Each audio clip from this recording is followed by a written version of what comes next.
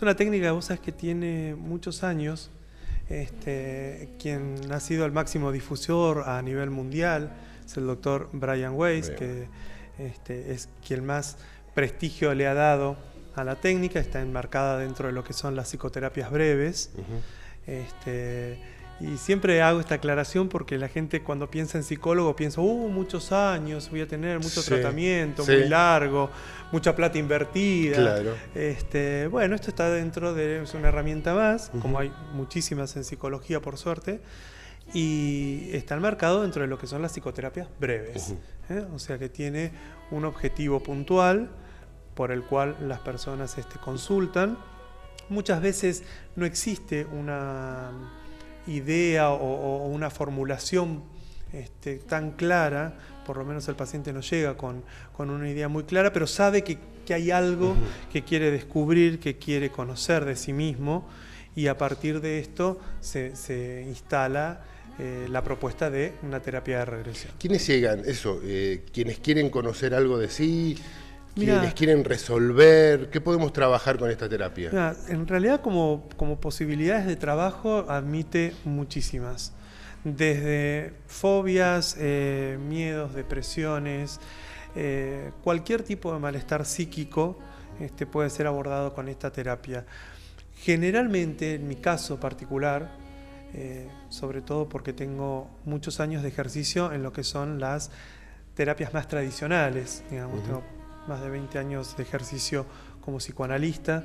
Entonces, lo que en lo personal me pasó es descubrir que había, parte de todo lo que podíamos trabajar puntualmente con el psicoanálisis o con a veces herramientas de otras corrientes de psicología, había un extra, un plus, que, como siempre digo, la clínica es soberana y que aparecía clínicamente en los pacientes y que no se resolvía con las herramientas tradicionales. Claro. Cuando digo tradicionales, digo porque son las más conocidas. No por eso, porque muchas veces se confunde tradicional con serio y lo otro, lo alternativo o menos como menos serio. Menos serio. En realidad es menos conocido, quizás. Y muchas de las técnicas incluso son menos conocidas por nosotros acá en Oriente, en Occidente. En Oriente hay técnicas que son milenarias y con resultados maravillosos, y acá nos resuenan por otro lado. Creo que ese es un tema fundamental por el que, estas terapias son un poco resistidas muchas veces por el común de la gente, que es más que nada por desconocimiento. Y no solamente a veces se le une al desconocimiento el punto de que en Occidente tenemos una idea de éxito muy distinta de la que tiene un oriental. Entonces, lograr transformar, o esa transformación que sería saludable en la persona, te tiene que dar de otra manera. Claro.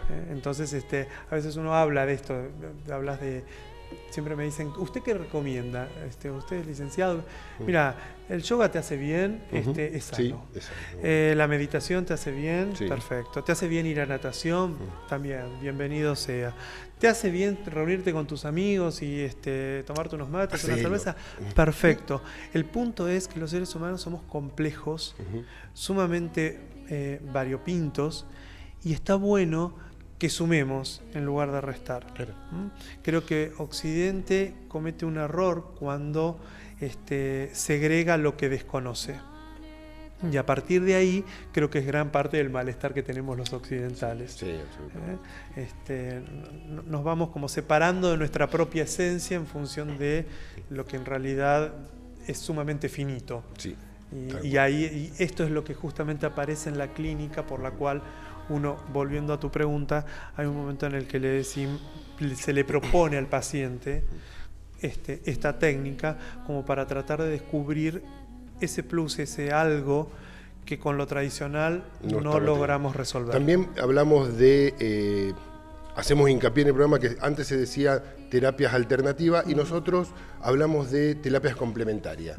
No son una alternativa a lo tradicional, sino que son un complemento. Uno viene con un tratamiento médico o psiquiátrico o psicológico, y estas terapias van a complementarlo, ayudarlo a equilibrar y a salir adelante mucho más pronto, ¿no? Sí, un poco es esto como vos lo decís, y también existe muchas veces alguien que llega al consultorio porque se enteró, le dijeron, mirá, hice terapia de regresión, entonces voy a probar. Y por eso es importante quién la realiza, de qué manera la realiza, y poder evaluar si el paciente está en condiciones de hacer una terapia de regresión. No siempre lo está, y esto es algo que los terapeutas tenemos que asumir como responsabilidad, y también el paciente tiene que saber que si fue a consultar, y todo muy bien con doña Rosa, que tiene el almacén acá a la vuelta, sí, y tranquilamente puede haber aprendido la técnica en un workshop de los que puede haber venido Brian a la Argentina o cualquier otro discípulo de él. Ahora, ¿está preparada, más allá de saber la técnica o cómo aplicar la técnica, para realizarla, para manejar lo que surge? Y si esa persona está en condiciones, además de ser, no me gusta la palabra sometido, pero que se entregue a la técnica. ¿Por qué? Pues estamos hablando del psiquismo de una persona, y si queremos mucho más aún de esto, por eso estamos hablando de el alma, la existencia de esta cosa tan sutil que los seres humanos disponemos. Yo no sé si, creo que posiblemente vos lo sepas, la mayoría no. La palabra psicología viene, la raíz de la palabra es psique. Psique en algún momento fue ánima, alma, y psicología entonces es el estudio del alma humana. Después Occidente fue coartando por este espíritu supuestamente cientificista, ¿no? Y entonces hoy por eso tenemos las neurociencias, que en realidad, que cuando la psicología queda tomada por las neurociencias, queda muy tomada por la parte del cerebro. Claro. Ahora, los seres humanos somos el cerebro, somos la mente, y es este plus que, si lo pensás desde el psicoanálisis habla de un inconsciente basal, algo que fue primero, que es transgeneracional, filogenético, así lo llama Freud. Sí. Entonces, ese inconsciente que no está sujeto a las leyes de la palabra, es lo que podríamos decir desde esta técnica, podríamos emular, decimos, es el alma. Es eso que se siente, que va más allá. Y a mí me gusta mucho, Juan José, hacer hincapié en esto porque los occidentales tenemos, yo digo, el síndrome de la mermelada. Necesitamos ponerle un rótulo. Entonces decimos, bueno, mermelada de durazno, de frutilla, y está bárbaro para la mermelada. Sí. Porque entonces vos podés elegir el qué sabor, querés comer. Qué es lo que te gusta y qué es lo que no. Ahora, los seres humanos no podemos ser etiquetados como mermeladas. Todo el tiempo. Entonces, los diagnósticos incurren en el grosso error de etiquetarnos como mermeladas. Y las personas, además, cuando hablamos el medio académico, también tendemos a decir, no, esto es cerebral, es de la mente, esto no sé, que vaya a ver a un cura, a un rabino, a un pastor. Decimos, no, pero estamos entonces desconociendo la esencia de donde surgió esto. La psicología en realidad tiene filosofía, tiene todo lo que hace a la vida del ser humano. Entonces, si pasa alguna afección por el cuerpo físico, más que una enfermedad, ¿es un síntoma de algo que viene del alma? Mira, en lo personal considero que sí, ¿no? Habrá colegas que podrán discutírmelo, y es válido, siempre es válida y bienvenida a la discusión. Yo considero que sí. A ver, en el diagrama que Freud hace sobre el aparato psíquico, él habla de libido, ¿no? Como esta energía psíquica que circula por nuestro, valga la redundancia, por el psiquismo. Y él lo define como un concepto fronterizo. No dice esto es de la psiquis, esto es del soma. Y acá hago la aclaración, soma no necesariamente significa cuerpo, pero lo incluye. Entonces, dice, en ese circuito de energía que circula, cuando algo lo obstruye, un conflicto, algo hace mella en ese circuito, despliega para alguno de los dos lugares. o hacia el lado del psiquismo o hacia el lado del soma. Si va al soma, es lo que nosotros decimos, nos enfermamos. Claro. Ahora, fíjate vos que este concepto me parece tan novedoso cuando hablamos ahora de enfermedades psicosomáticas. Yo te diría que desde este concepto freudiano, que es del 1800, principio del 1900, todas las enfermedades son psicosomáticas. Ninguna nace en un solo lugar, afecta a ambos, porque justamente esa energía que debería de circular es limítrofe, no pertenece a algo que está en el límite, en la frontera, digamos, no es de un país ni del otro. Claro. ¿No? Entonces, nos enteramos ¿por qué? Por los embajadores. Entonces, si lo mandamos a este lado de la frontera, el embajador es el psiquismo. Si lo mandamos a este lado, el embajador es el soma. La energía esa es por donde iría o circularía, podemos pensar, este tipo de psicoterapias, ¿no? Nos encargamos de decir, a ver esto... Vamos por acá. Vamos a ver qué es esto. Vamos a ir digamos, a la materia prima de la situación, que muchas veces se entiende como el alma. ¿Y en qué consiste una sesión, digamos? Bueno, una vez que se evaluó, primero, pues el terapeuta debe evaluar fundamentalmente. Una evaluación del paciente. Del paciente. Y a veces hay que entender que puede ser que no esté preparado el paciente en ese momento. También puede pasar. Pero, que es bastante frustrante, para los pacientes se frustran, sí. porque dicen, no, yo estoy en condiciones, lo puedo hacer igual. Bueno, uno tiene que entender que posicionarse en esas circunstancias y decir que en ese momento no. Puede ser que más adelante más sí. Más adelante salga. Entonces, de hecho, me comentabas que Brian Wayne, quien fue el que más difundió esta técnica, que hay varios libros escritos. Sí. Muchas vidas, muchos maestros. Muchas vidas, muchos maestros, los tengo ahí en la mesita de luz hace un tiempo. Los milagros también existen, que es el nuevo que escribió con la hija. Él hizo varios intentos de regresiones y no podía hacerlo. Bueno, mira, te cuento un poquito, le hago una breve historia y después de Brian, porque es muy interesante. Brian era psiquiatra tradicional ortodoxo. Exacto. Tenía, él mismo lo cuenta así, tenía una hipoteca, hijos que mantener, y era el director de Mount Sinai, que es el hospital psiquiátrico de Miami. Tenía un cargo muy prestigioso y demás, y una paciente por la cual escribe su primer libro, que es su paciente Catherine, empieza a hablar sobre este tipo de situaciones que ella veía, sueños que tenía, cosas que reconocía pero no había tenido previa información sobre esto, y empieza a descubrir, él aplica el método de la hipnosis, y vamos a hacer después un paréntesis para hablar sobre qué es la hipnosis desde este método.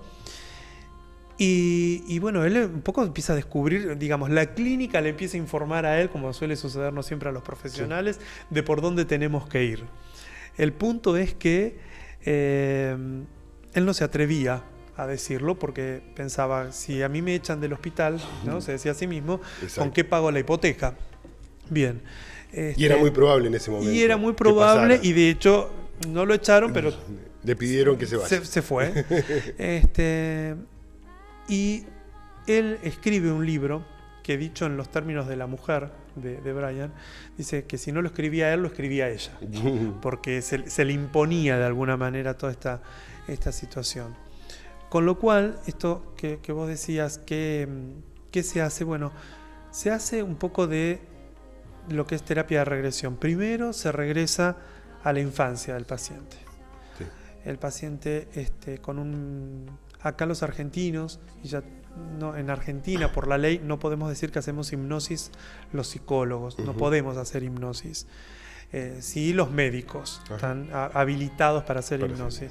Vos me preguntabas fuera de cámara, pero ¿y Toussaint? Entonces claro, decía, bueno, perfecto. Sí, la verdad es que... Como show, él decía que... Sí, y Tony Camo, que también viene y hace show. Digamos, no estaría algo que, digamos, literalmente penado. Que penado, te van a llevar preso porque hiciste hipnosis.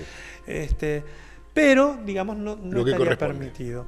Sí, esto que Brian llama, que es una meditación profunda y focalizada, en donde el paciente, y esto es importantísimo declarar, porque la gente tiene mucho miedo y dice, uy, ¿y después qué voy a hacer? ¿No? Bueno, hay que desmistificar. Ninguno es que va a terminar haciendo de gallina y después no se acuerda que hizo de gallina.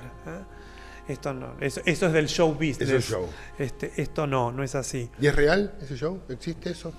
Mirá, sí, es porque justamente lo que se perdió ahí es la conciencia.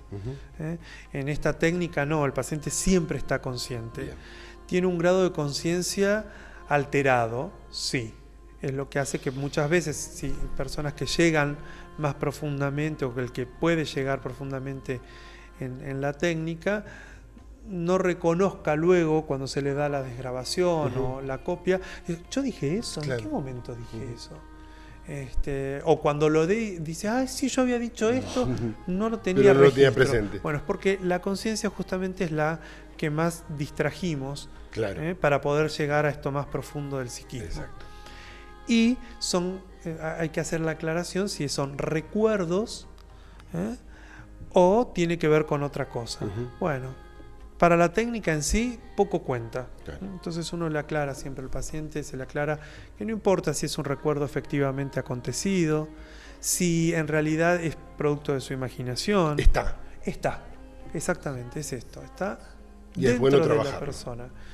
Si aparece porque hay que Exactamente, trabajar. está diciéndonos algo, son Claro. como los carteles en la ruta, ¿no? Bien. Nos van indicando por dónde tenemos que ir. Y en este caso al paciente le indica por dónde puede venir su malestar o lo que le está pasando. Sea esto un dolor psíquico, físico o del alma. Bien. Creo que va por ese lado, fundamentalmente. Bárbaro. Y cuando llega un paciente a tu consulta, ¿no? Que quiere tratar una afección, ¿por dónde se comienza? Quizás Bueno, un estudio previo, si es una generalmente- primera consulta. Sí, si es la primera consulta, mira, acá los argentinos tenemos las situaciones económicas que siempre nos llevan Es y un nos tema- traen. es un tema de Así consulta. que sí, así es que ese es un tema de consulta. A Y resolver. para tratar de resolverlo previamente y que no sea un escollo en el tratamiento, yo siempre invito al paciente, le mando por mail una ejercitación previa. Bien. Una ejercitación que tranquilamente el paciente podría hacer en sesión. Sí. Pero, una sesión, una tal primera. cual, una primera sesión. Lo que pasa es que intento que la persona se ahorre esa primera sesión y agilice el tratamiento. Excelente. Porque a veces te dicen, bueno, no, mira, entonces hago la primera, dentro Sí, de sí, sí. tanto vengo por la segunda, Exacto. y entonces se va alargando el tratamiento, se hace más costoso. Sí. Entonces yo le digo, mira, hagamos lo siguiente, yo te lo mando por mail. Esta ejercitación son técnicas proyectivas de psicología. Para lo que sirven es para que el terapeuta pueda evaluar fundamentalmente si el paciente está en condiciones de hacerlo. Bien. Es una especie de mapa guía durante la regresión, porque vamos a saber por qué lado meternos y por qué lado no. Si no aparece en el paciente, uno no debería de No. meterse, porque tenemos el indicador ya en las técnicas proyectivas, Bien. que es lo que te decía. Doña Rosa puede saber cómo hacerte la regresión. No tiene las herramientas de la formación que da la psiquiatría, la psicología, Claro. para poder hacer este tipo de tratamiento. Exactamente. Segundo paso, una vez evaluado esto, se ve, se coordina el momento de la regresión en sí. Y ese es un momento fundamental, genera bastante ansiedad generalmente en los pacientes, y también muchas veces en el terapeuta. ¿Por qué? Porque ninguno de los dos sabemos con lo que ¿Para nos dónde vamos va a a salir? encontrar. Claro. Es imposible saberlo previamente. Entonces la gente dice, si no me pasa nada, y si sí me pasa, mira, a mí me han dicho, mira, una vez ya me intentaron hipnotizar y yo no me resultó. O yo ni siquiera me acuerdo de los sueños. Bueno, mira, no es importante. No. Todo lo que surja, y esto va ya respondiendo a tu pregunta que nos había quedado ahí, Brian, él tardó 3 meses para que una regresión en él pudiera dar resultados. Entonces, no cuenta si viste algo, la gente cree, tengo que ver entonces como una película, me tiene que dar clarísimo. Claro. Sí. No es No. así. Ojalá nuestro psiquismo funcionara de esa manera tan Sí. lisa y llana. No funciona así. Hay gente que simplemente pudo ver una luz. Dice, mira, experimenté una paz, una relajación muy profunda, vi una luz. Hay gente que dice, bueno, mira, yo me imaginé tal cosa. Sí. Bueno, en nuestro psiquismo tenemos la parte racional, la parte más emotiva, Y justamente el razonamiento está todo el tiempo ahí, como un sabueso, amenazándonos buscar una explicación a lo que nos pasa. A todo lo que pasa. Entonces, yo siempre le digo a los pacientes, mira, relájate, no importa si es producto de tu imaginación, importa simplemente que vos lo estás viendo, que lo sentís, que te vino esa idea y no otra. Dice, no, es porque ayer, no importa, porque te vino, está dentro de tu psiquismo. Recordaste si no recordaste las 21 millones de otras cosas que hiciste en el día de ayer. Exacto. Por lo tanto, esa es por donde... Algo hay. Exactamente. Ahí algo hay. Es la que nos va a dirigir, nos está indicando por dónde ir. Claro. Y esto es fundamental. Te decía lo del motivo de consulta, y que vos me lo preguntabas. Bueno, cierto. Hay personas que vienen y dicen, mira, yo tengo un fuerte dolor en la rodilla, nunca me golpeé, no hice... Fui al médico y no tengo nada, pero me duele. Bueno, ¿podemos ver algo de eso? Vamos a ver con ese motivo de consulta si logramos descubrir algo. Bien. Y sí hay claros ejemplos en donde la persona ha descubierto, por ejemplo, que en otra vida tuvo un accidente en el cual se lastimaba esa rodilla, o hay el caso de un paciente en donde se ve en una batalla que alguien le dispara y le dispara en la rodilla. Entonces tenía un fuerte dolor ahí. Después de la regresión desapareció este dolor. O sea, es algo que el alma vino trayendo. Traía, no sabía muy bien desde qué, y necesitaba encontrar, siempre que en los seres humanos encontramos el origen de lo que nos pasa, nos alivia enormemente. Sí. Cuando encontramos el porqué. El porqué, por esto mismo, porque necesitamos encontrar ese porqué. Y fundamentalmente porque siempre los espacios de terapia son un espacio de crecimiento. La persona necesita, a partir de eso que trae, que porta, que tiene, construir. Y que se tome de esa manera. Es que en realidad debe ser así. No es casual, o sea, no es que vas a salir de la terapia fantástico y curado ya de la primera. No necesariamente, pero hay quien sí. Hay quien sí. Hay quien sí. Hay muchos casos en los cuales... Incluso hablaba de la terapia tradicional, ¿no? Sí. Donde vos tenés un proceso y muchos dicen, no, sí, pero fui a hacer con el psicólogo, pero salgo más angustiado de lo que entré. Bueno, o sea, eso es un ¿ves? Proceso. Mira, acá vos das hay un pie muy interesante, José. Los occidentales vemos la angustia como algo negativo. Exacto. No lo es. Y no lo es. La angustia es quizás una de nuestras mejores amigas. Te está diciendo así y por ahí no va. Es. Hay algo que está funcionando mal. Sería, si estamos manejando un Boeing con 700 y pico de pasajeros a bordo y vemos una lucecita roja que se prende en el tablero y decís, qué jodida la lucecita roja, Claro. Y seguimos. Esa es la angustia. Esa es la angustia. La lucecita roja es la angustia. Tenemos que prestarle atención. La tapo. Tal Le cual. pongo un chicle arriba para que no... Tal cual. Es que vos fíjate que muchas veces se hace esto. Y además, ¿cuándo lo hacemos? Cuando decimos, yo ya sentí antes angustia y yo ya sé que esto después me va a pasar y sigo. La mayoría de los accidentes, fíjate sobre todo los accidentes aéreos, que se escucha cuando uno dice, era un piloto experimentado, que se la había creído. Claro. Ya sabía. Sí. Bien. La vida, por suerte, nos viene a decir una y otra vez, no, mirá, no sabes. Esto es un constante nueva clase, nuevo día, nueva experiencia. Por supuesto, lo anterior vale y sirve, y son herramientas que las vamos a utilizar.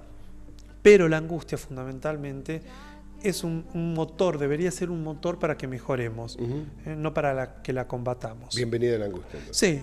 Sí. Prestemos la atención, hay que vémonos, ver qué es lo que la provoca. Tal cual. Y bueno, pero también hay que estar dispuesto a transitar lo que tenemos que transitar para que esa angustia ceda, o cese o desaparezca. Bueno, cada vez más los occidentales, y yo digo, a veces cuando Freud ya lo decía, imagínate, como te decía, a principios del 1900, con lo cual todavía no existía el celular, ni el microondas, ni el teléfono prácticamente. Él llegó a conocer el teléfono, pero no lo usó. Y Freud decía, nuestros pacientes vienen buscando soluciones y nosotros les pedimos tiempo. Y la solución la quieres. Tal cual. Imagínate esto, no necesitas hacer mucho esfuerzo para imaginarlo. Hoy, yo cuando a veces le digo a los pacientes, mira, esto no funciona en 30 megas. Claro. O sea, algo que a vos te llevó X cantidad de años instalarse en tu psiquismo, y si lo pensamos desde la técnica de regresión, te llevó muchas vidas instalarse en tu alma, en tu esencia. Esto, imagínate que yo te lo vaya a resolver mágicamente. Pero ojalá, ya sería el primero, ¿entendés?, en el que lo hubiera aplicado. Esto no significa que uno no pueda encontrar ciertas técnicas que acorten, que tomemos un atajo, como es la técnica de terapia de regresión. Claro. Ahora, nunca es a través de una sola regresión. Sí. A través de una sola regresión uno lo que hace es abre la puerta y empieza a encontrar algunas herramientas que, como te decía, te van a dirigir por dónde ir. Sí. Yo estimo siempre un mínimo de 3 regresiones, porque ahí sí ya tenés un panorama un poquito más amplio de qué va. Pregunta que la gente hace. Dice, pero entonces, ¿cuántas vidas y cuántas puedo? Tantas como quieras. Claro. ¿Por qué? Porque primero no siempre vas a recordar distintas vidas. A veces en una misma regresión la persona puede verse en varias vidas. O en distintas regresiones en la misma vida, diferentes momentos. Entonces eso es importante saberlo como motivo de consulta. Otra cosa es quienes no pueden hacer. Porque la gente dice, claro, ¿yo podré? ¿Todos podrán? ¿Todos pueden? No todos. ¿Quiénes más inhabilitados están para hacerlo? Aquellas personas que tienen un diagnóstico psiquiátrico donde están con una medicación fuerte, o donde la medicación de alguna manera es indispensable. No sería recomendable. ¿Lo pueden hacer? Sí. Si yo tuviera que recomendarlo, diría no. Y si lo hiciera en ese caso es sí, pero. Y este pero implica que esté en un tratamiento. Bien. Otra ventaja de la técnica, que es fundamental, se puede hacer grupal. ¿Ah, sí? Entonces uno puede hacer una regresión grupal. Y acá surgen cosas muy interesantes, muy. Incluso toda la energía del grupo trabaja. La energía del grupo, y a veces hay mensajes. Alguien dice, yo vi tal cosa, no tiene muy nada que ver conmigo, qué sé yo, y salta otra persona del grupo y dice, a mí me pasó tal cosa. Y te voy a contar, como no me gusta mucho hablar de otros, te voy a contar una mía, ¿puedo? Una experiencia mía que fue muy agradable y a la vez me sorprendió muchísimo en una sesión de terapia de regresión grupal, en la cual yo participaba, era participante, no la estaba... ¿Ya eras terapeuta vos? Sí, ya era terapeuta, estaba como participando de este encuentro, acá en la ciudad de Buenos Aires, y de repente no lograba ver mucho respecto a mí, pero me aparecía una figura, ¿no?, en este estado semi-hipnótico, que me resultaba ser una abuela, me venía la palabra abuela, y un nombre, como si yo te digo Poli. Sí. ¿No? Como un nombre abuela. Que no me era no te era familiar. No me era familiar, no nada, pero me venía abuela, sí, Poli, no entendía muy bien qué, y como el mensaje, porque uno recibe siempre como una especie de mensaje, una especie de comunicación, era divertite, jugá, pasala bien. Bueno, termina la cosa, me quedé con esto medio como diciendo de qué. Y otra participante eran 60, 70 personas participando en ese taller. Grande. Y otra participante, alguien la nombra y le dicen, bueno, Poli ella pidió para hablar y era Poli. Y yo dije, nunca había visto a esta Poli. Sí. Me quedo sorprendido. Y a la vez uno, claro, con lo que pasa, ¿no?, en mi mente racional era, no voy a abrir la boca porque todo el mundo va a decir, está chapa. Sí. Piantó mal, tal cual, ¿de dónde sacó esto? Bueno, me quedo, pero lo maravilloso que tiene, que algo que ahí pude entender a Brian, es es como una fuerza que se te impone y decís, tengo que decirlo, porque entonces ella habla, no sé qué, bueno, qué sé yo digo, bueno, ya está. terminó, hablaron todos y yo se lo digo de pasillo cuando nos vamos saliendo del encuentro. Bueno, entonces termina así, estaba la persona que dirigía estaba terminando el encuentro. Entonces le digo, disculpa, ¿vos sos Poli? Sí, por lo bajo, imagínate, sentaditos así en el salón. Sí, le digo, ¿hay algo con una abuela tuya o una figura? Era así, le describo más o menos la figura, le digo, la chica se le transforma la cara cuando me ve. Sí. Decirle esto y le digo, y me dijo, y le digo que divertite, jugá. Entonces la persona que dirigía el encuentro ve, ¿no? Capta esa charla y dice, ¿quieren decir algo? Porque ustedes dos están... Sí. Entonces ella me mira, la chica Poli, me mira y me dice, ¿puedo? Sí, ya estaba jugado, ya estaba. Dije yo, ahora viene la camisa, me ponen la camisa de fuerza y me llevan y ya está. Bueno, este es el fin de mi carrera.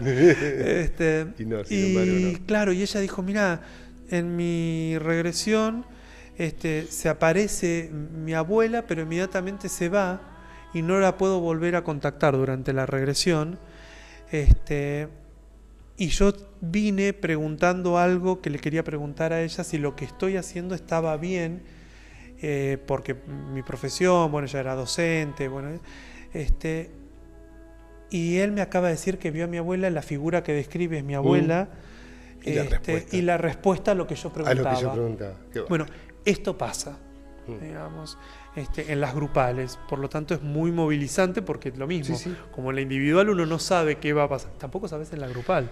Le noto en esa forma, ¿no? Una familiaridad con lo que son las constelaciones familiares, o sea, trata de eso, de que las energías están presentes y se desplazan a través de los participantes. Mira, vos utilizás una palabra fundamental, para mí la más importante. Somos energía en una manifestación humana. Absolutamente. Exactamente. A ver, cuando empezamos a tomar la vida de esa manera, empezamos a entender. Mira, Juan José, no queda otra. Esto es así. Claro, la gente o muchas personas son ciegos y no quieren ver, pero manejan el celular. Y desde el celular no hay nada que esté conectado, ningún cablecito por donde circule la energía. Sin embargo, sabemos que hay una energía que va y que viene, que maneja imagen, va. Y yo siempre invito a las personas a que vuelvan a mirar la película La Matrix, la 1, donde claramente muestra, ¿no? Cuando le dicen una pastillita o la otra, dice, mirá que una vez que tomes esta, el mundo no va a volver a ser nunca más el de antes. Los seres humanos nos resistimos a tomar esa pastillita que nos abre la cabeza, y que nos hace ver que la vida en realidad es esto, es una manifestación de energía. Para el que es creyente podemos pensar, bueno, es Dios, es la energía creadora. Para el que no es creyente, tómalo como que es energía. De hecho, en la Biblia lo dice, y yo siempre lo comento y lo tomo como ejemplo, y lo interpretamos de otra manera, ¿no? Porque la Biblia dice que Dios nos crea a su imagen y semejanza. ¿Y nosotros qué hacemos? Lo dibujamos, lo personificamos a Dios, lo dibujamos como un hombre anciano, de barba, o si no, lo contratamos a Morgan Freeman, que le sale bárbaro. Perfecto. Y es muy creíble, pero la realidad es que Dios no es físico, sino que Dios es energía. Exacto. Y eso es lo que quiso decir en ese manual de vida que es la Biblia. Se desconoce mucho de lo que es, porque la Biblia ha tenido tantas traducciones además y tantas interpretaciones que entonces, pobrecita, es el bestseller más vapuleado de la historia. En la creación, en el Génesis, se describe la creación del hombre 2 veces. Entonces lo que debemos de hacer cuando nos encontramos con un relato así en la Biblia o en cualquier libro que leamos, si el autor menciona 2 veces o más lo mismo, uno debe preguntarse qué es lo que está queriendo aseverar. Claro. Porque me lo dice varias veces, como los padres cuando educamos a los chicos y les decimos, tenés que hacer, ¿cuántas veces querés que te lo repita? Bueno, es como un poco así, ¿no? Si vos lo encontrás más de una vez, bueno, la creación del hombre 2 veces lo describe. En una, donde dice que insufló aire, el hálito. ¿Te acordás lo que decíamos de psique? Exacto. ¿No? Que venía de hálito, después se transformó en alma. Bien, o sea, esa es una de las creaciones, por lo tanto, el hombre tiene una dimensión álmica. La otra creación es la que dice que lo hizo del barro. La palabra Adam viene de la palabra Adamá, que significa tierra.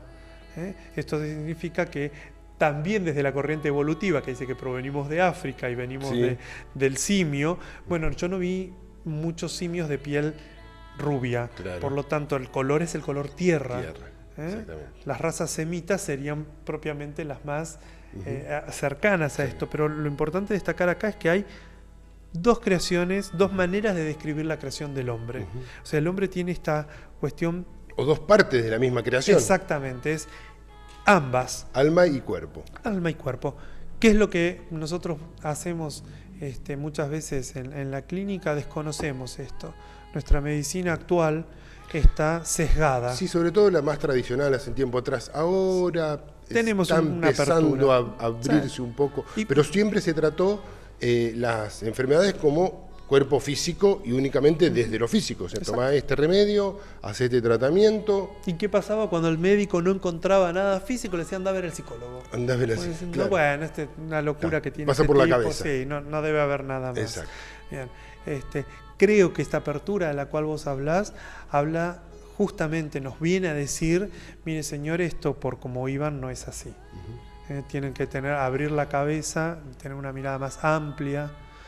Hay mucho más. Los seres humanos somos potencialmente, y por eso, y esto voy a lo que vos decías, si nos hizo su imagen y semejanza, significa que la capacidad creadora de Dios existe también en nosotros. Exactamente. Desde esa energía. Exactamente. Y cómo nosotros logremos capitalizarla con una salvedad, Juan José, que me gusta mucho hacer, y es, somos como Dios en la creación, ¿no? Digamos, nosotros podemos crear, pero no somos Dios. No, absolutamente.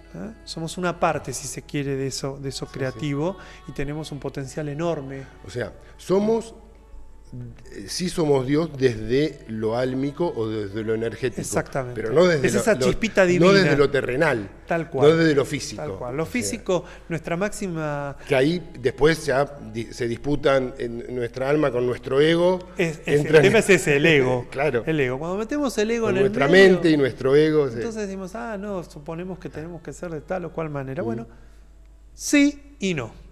Tenemos que también saber que tenemos una limitación. Claro.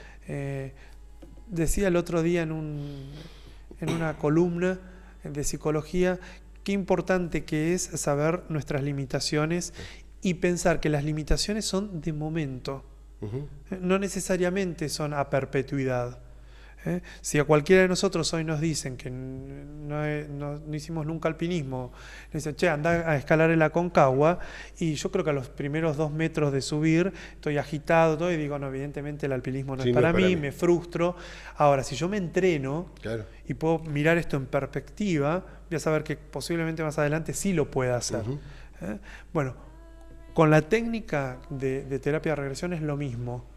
Muchas veces hay gente que está más habilitada, tiene mayor capacidad porque ya hace meditación, porque viene en este tipo de corrientes y demás, entonces está más abierto ese psiquismo, tiene las puertas más facilitadas para que accedamos a esto fundamental. Si no, no importa, no hay que frustrarse. Se puede. Se puede. Un detalle que me quedó por ahí. ¿Qué otro momento no sería indicado para hacer una terapia de regresión? Cuando hubo una pérdida de un ser querido muy reciente. Bien. Las razones son para poder cuidar justamente a esa persona. Claro. Porque ya tiene de por sí su psiquismo tomado por el proceso de duelo. Claro. Que es difícil, que es trabajoso, que implica mucha energía puesta en eso. Entonces, este tipo de técnicas, como suele suceder, mueven mucha energía psíquica, mucha. Entonces, siempre se recomienda, después de, no tener que ir a hacer algo que implique un esfuerzo. Claro. Un esfuerzo de atencional, digamos. Es decir, volviendo al ejemplo de los aviones, si vas a ser piloto de avión, no hagas una terapia de regresión previo a subirte al avión. No, de hecho, le estuvimos haciendo ayer y te comentaba que yo generalmente me duermo después de las 12 de la noche, y anoche a las 10:30 de la noche realmente me dormí porque no daba más el cansancio. el sueño, la necesidad de descansar, ¿no? Porque es mucha la energía que se mueve, incluso para el terapeuta también. Sí, yo también tengo mi límite en el cual no hago X cantidad de regresiones diarias. No puedes estar todo el día haciendo, ¿no? En realidad puedo, pero a veces preferiría no, por una cuestión propia mía también de cuidado. De si estás un día así, al otro día tenés que dedicarte a descansar. Mira, la situación que tenemos los terapeutas es, a mí me gusta pensarlo en este ejemplo. Paciente y terapeuta entramos en el laberinto del Minotauro, ¿no? Como bien lo dice el mito, el Minotauro estaba ahí adentro de ese laberinto. ¿Cómo sabíamos si el gladiador lo había logrado vencer? Porque se lo veía salir al otro lado de la arena. El público, los espectadores del Coliseo, escuchaban los gritos, los rugidos, qué sé yo, nunca nadie vio al Minotauro. Claro. ¿Ah? Ahora, yo siempre digo con mis pacientes, nosotros lo que vamos a hacer, vamos a entrar juntos al laberinto. No es que yo sé exactamente cómo salir del otro lado, a veces es más claro el camino que otras, pero lo que sí es seguro es que vamos a estar juntos todo el tiempo. Bien. No va a estar solo el paciente. En esta técnica lo mismo, el paciente no está solo, el terapeuta también mueve toda su energía psíquica en ese momento, está atento al cuidado. Puede ser, hay personas a las cuales les surge un hecho traumático muy fuerte, y este es uno de los mayores escollos con la cual la gente se encuentra y dice: ¿y si me descubro que en otra vida fui un asesino? ¿Y si descubro que era un reverendo hijo de...? Sí. Bien. ¿Sí puede pasar? Puede pasar. Claro que puede pasar. Pero vos sabés que hay algo maravilloso. Siempre ese descubrimiento aparece pegadito con un enorme sentimiento de compasión. El hecho de poder entender hacia esa vida, hacia esa alma, hacia lo que vivenció, a por qué hizo lo que hizo. Primero sana. Claro. Sana enormemente porque puede mirarse desde una perspectiva distinta. Sí, sí. Y después porque la persona se entiende en su falencia. Y entonces ya se hace menos enjuiciador de los demás. Claro. Y a través de la propia experiencia vivenciada en lo interno, en el mundo interno, que es el que más cuenta. Poder haber vivenciado lo que le puede llegar a estar pasando al otro. Sí. ¿Y se puede hacer por curiosidad esto de decir, a ver, qué fui en mis vidas pasadas? Simplemente por esa curiosidad. Mira, vos sabés que el que viene por curiosidad termina descubriendo que en realidad tenía un motivo oculto. Había un motivo ahí. Sí. A veces no es tan fácil ni tan simple formularlo conscientemente, pero descubre un motivo cuando lo hace, o a veces en la segunda o tercera regresión. ¿Por qué? Porque a veces se encuentra con una persona que es parte de su vida actual. Lo que Brian siempre dice es que las almas viajamos juntas. Nos elegimos previamente por lo que necesitamos aprender, el grado de lo que necesitamos evolucionar. Vos me hacías por ahí también una pregunta sobre niños. Sí, si los niños pueden también. Los niños pueden. Yo no hago niños. No sé. Pero sí pueden. De momento no hago niños en terapia de regresión. Sí hago clínica de niños. Bien. Pero no. ¿También trabajás como psicología clínica? Mi trabajo es como psicólogo clínico, yo te digo, es mayormente. Y cuando evalúo que realmente hemos llegado a un punto en donde se hace necesario aplicar esta técnica, se lo propongo al paciente. Si el paciente está de acuerdo y ambos lo convenimos, lo hacemos. Y, por supuesto, también hay pacientes que llegan específicamente buscando esta técnica. Claro. A los cuales, después de haber hecho la técnica, muchas veces les propongo un tratamiento tradicional, porque descubrimos que aparecen un montón de otras cositas que se resolverían con un tratamiento tradicional. O sea que hay un complemento. Sí, a mí me gusta pensarlo en esto. Los americanos por algo inventaron el shake, ¿no? Que es el batido. Sí. Se pone un poco de esto, un poco de esto, lo hace y uno lo prueba y es rico. Es más rico que las dos cosas juntas, por separado. Por separado. Entonces, creo que mi backup está fundamentalmente en esto, en tener toda una formación tradicional de muchos años que me da el sustento para poder decir, bueno, mira, ahora sí esta técnica, ahora no. Respecto a niños hay una anécdota ¿Sí? muy linda. A mí me gusta mucho contar desde las anécdotas porque... Sí, son experiencias, son sí, vivencias. Sí, Está bueno. y además la gente lo comprende mejor. Y se siente identificada más de una vez. Un paciente niño de Brian le contaba a su abuelo lo que había vivido en la cosa. Entonces el abuelo le dice, mira, yo no creo. Y entonces el nene le contesta, no te preocupes, abuelo, cuando yo tenía tu edad, tampoco creía. Con lo cual estaba remando en otra vida y había llegado a la edad del abuelo. Claro. Esto Muy es bueno. muy gracioso. Y los chicos, y ya que lo tocas, son Sí. un punto fundamental para aquel que tiene niños y obsérvelo desprejuiciadamente, le diría. Si los niños vienen con información, Mucha. cada vez más. Mucha información, mucho de lo que vienen trayendo de otras experiencias, que después lamentablemente en la gran mayoría de los casos se pierde porque la educación nos va llevando a perderlo, lo segrega. Sí. Ahora, los chicos, muchas veces uno piensa, bueno, este pibe nació en tal familia, esa familia buscas en el linaje, no hay ningún pianista, ningún músico, nadie tocó ni el triángulo, Sí. nada, y el pibe tiene unas habilidades Un talento impresionantes con la Sí. música que nadie le enseñó y aprende solito. Y uno dice, ¿de dónde lo aprendió? Claro. ¿Qué es lo que nos preguntamos? ¿De dónde dónde lo lo sacó? aprendió? ¿De dónde Claro. lo sacó este pibe? Y no sé, es raro, lo habré adoptado, empiezan a cargar los padres. Sí. ¿Será me lo cambiaron en la nada? Sí. Bueno, esto que se dice tan en chiste Sí.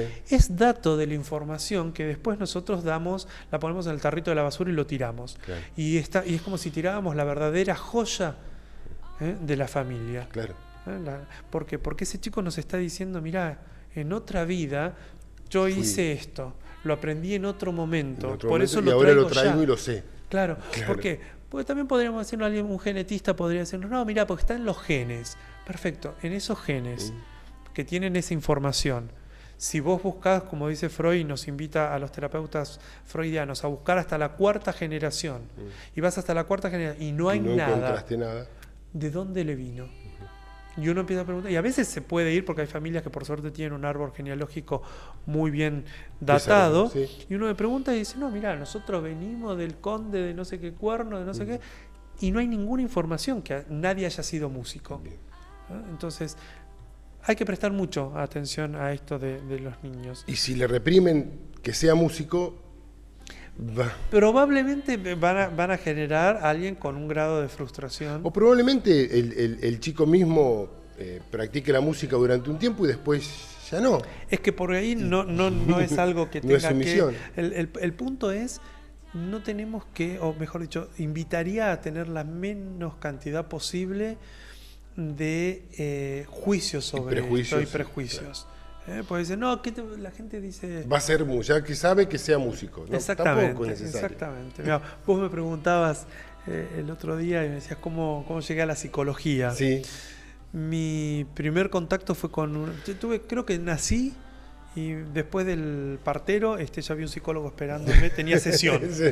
O sea, hace muchos años que estoy como paciente, digamos. Tuviste una gran carrera previa antes de estudiar. Una carrera previa, tal cual. Y creo que lo traje, me atrevería a decir que lo traje de otra vida. Lo traía. Esto que te decía de niño, hay una anécdota de el pueblo natal de mis abuelos, acá cerquita, Carmen. Bien. Había una familia en la cual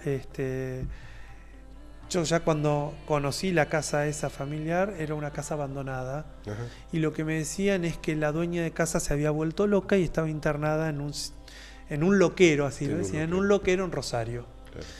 Bien, un día en verano con un amiguito de infancia volviendo de la pileta, pasamos, la casa ya la habían tirado abajo, era un terreno en ese momento, y estaba esta señora con una valija sentada en la vereda.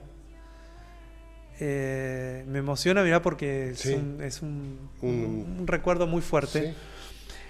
Y todo el mundo en el pueblo decía, vino la loca, y la gente, los chicos pasaban todo, y con mi amiguito nos acercamos. Y ella nos pidió si no le íbamos a comprar uvas. Entonces fuimos a comprarle uvas, se las llevé a la casa de mi abuelo, en la bomba, no sé si Claro, bomba, ¿viste? Sí. Bueno, le lavé las uvas y se la acercamos con mi amigo y ella nos dice, ¿quieren? Y en ese momento a mí me pareció que decirle que no implicaba rechazarla, ponerla en un lugar de diferente. Yo le dije, bueno, solo un ramillito. Mi amigo le dijo que no. Cuando nos vamos de ahí, él se encuentra con su tía y le dice, le comió las uvas a la loca. Sí. Entonces yo me sentí humillado en ese momento. Yo dije, uy, hice mal, ¿no? Bueno, pasaron muchos años, ya estando en la facultad y ya teniendo mi propio espacio de análisis, se lo comento este episodio, porque me había quedado dando vuelta. Claro, se lo comento a mi analista, y mi analista me dice, ya en ese momento tenías el criterio de saber entender lo que le pasaba al otro. Maravilloso. Y lo resignificó enormemente, porque yo dije, es que yo pensé, realmente en ese momento de niños pensé, pobre mujer, todos se ríen y yo también me voy a decirle, no quiero las uvas. Claro. O sea, yo no quería que ella se sintiera... Se sintió muy cómoda. Y supongo que esa mujer ya evidentemente no debe vivir más, ya, porque ya era muy grande en ese entonces, pero fue una de las situaciones que me fueron acercando a la psicología. Y cuando hice mi orientación vocacional para ver qué seguía estudiando, obviamente quería psicología. Y sí. No tuve el apoyo de mi familia, excepto de mi abuela materna, porque el resto me decía, no, psicología. Además era una época en la cual... Sí, era una época donde ir al psicólogo, eso te iba a decir, vos me dijiste que desde muy chico hiciste terapia, y era una época donde ir al psicólogo estabas loco. Estaba loco. Yo era profundamente en el... Y hoy en día no, o sea, se va para resolver afortunadamente, ¿no? Y Argentina es uno de los países, creo que donde más... acudimos al psicólogo. Sí, ¿no? Eso me preguntó un conocido, un neozelandés, y me dice, ¿por qué ustedes van tanto al psicólogo si no tuvieron una guerra importante, si no hubo una hambruna importante? Tal cual. Es lo que le respondí, mirá, acá la realidad cambia, da vuelcos de 180 grados de un momento a otro todo el tiempo. Claro.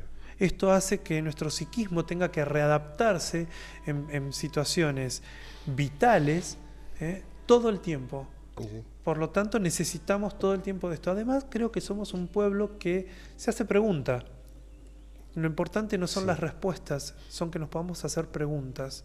Y esto habla del grado de evolución que... Hay muchas cosas que no entendemos y está bueno porque, a ver, el americano hay cosas que no entiende y no se lo pregunta. Y somos un pueblo de un nivel... Perdón los americanos. De educación mucho, pero... y cultural importante, entonces por eso por ahí nos replanteamos. Sí, que está muy bueno y además hace, ya te digo, al crecimiento. Por eso me gusta, te lo preguntás, si encontraste una respuesta en el yoga, fantástico. Sí. Te lo preguntás si a vos te hace bien ir a natación, salir a correr, hacer pizzas, lo que te resulte saludable. La herramienta que encuentres y que te haga bien. De eso se trata el programa, de eso se trata todo lo que estamos acercarle a la gente, las distintas variantes y posibilidades que hay para estar y que no dañen a nadie, siempre digo, no tiene que y ser deseando algo el bien dañino. desde los dos, incluso en una negociación, en una disputa, siempre hay que pedirle al universo que sea para el bien de todos, es que los involucrados. Cuando lo pedimos, nos responde y es así.